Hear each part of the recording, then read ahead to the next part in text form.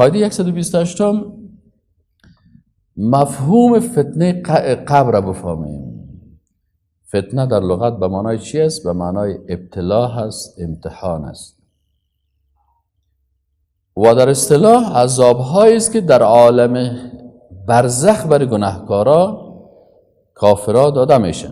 دلیل از چی هست؟ دلیلش وحاق بآل فرعون سوء العذاب، به آل فرعونی ها سخت‌ترین عذاب داده میشه. النار یعرضون علیها غدوا و عشیا، بر از اینا آتش عرضه میشه.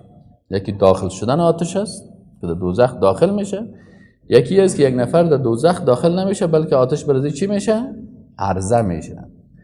هر لحظه بر از او عذاب میبینه که جایگاه خدا که این دوزخ است. و یوم تقوم الساعه، باز روزی که قیامت میشه، ادخلوا آل فرعون اشد العذاب، باز این میگه آل فرعون در اشد عذاب داخل کنید. پس امی عرضه که هست که غدو و عشیا گفته شده، این دلیل است برای عذاب قبر. قبر مثل چی وارست؟ مثل بندی را که میبرن در توقیف خانه میگذاره تا که محکمه شود. محکمه در روز قیامت میشه. این قبر مثل که کسی در توقیف باشه. این عذاب برزخ است.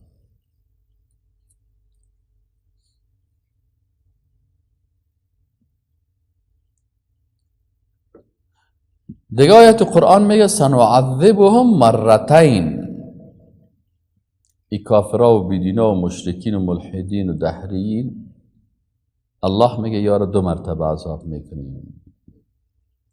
ثم یردون الى عذاب عظیم. امام طبری میگه از حسن در مورد سنعذبهم مرتین روایت است که منظور عذاب دنیا و عذاب قبر میباشه. یعنی یک عذاب برشان در دنیا داده میشه، یک عذاب در قبر داده میشه.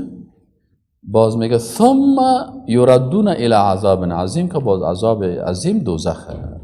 در حدیث شریف اسماء بنت ابی بکر رضی الله تعالی عنها، حدیث صحیح بخاری، حدیث 1373، امام بخاری عن اسماء روایت میکنه اسماء بنت ابی بکر رضی الله عنهما قالت قام رسول الله صلی الله علیه و سلم، میگه رسول الله صلی الله علیه و سلم خطیبا خطبه داد. ببینید زنها خطبه رسول الله صلی الله علیه و سلم میشنیدن. حالا مردای افغانستان که هستن یا باز بر اساس غیرت بیدینی خود زنها را از شنیدن خطبه چی میکنن؟ منع میکنن. اسماء بنت ابی بکر میگه که رسول الله صلی الله علیه و سلم خطبه داد، ما زنها میشنیدیم. فذكر فتنة القبر، چی را یاد کرد؟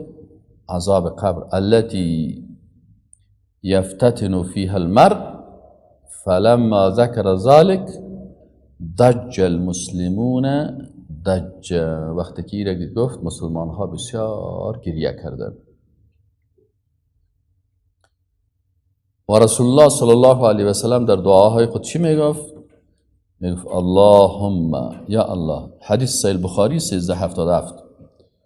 اللهم اینی اعوذ بک من عذاب القبر، یا الله ما به تو پناه میبرم از عذاب قبر و من عذاب النار، و به تو پناه میبرم از عذاب آتش و دوزخ، و من فتنة المحیاء والممات، و از امتحانات زندگی و مرگ، و من فتنة المسیح الدجال، و از فتنه یا امتحان چی؟ مسیح الدجال.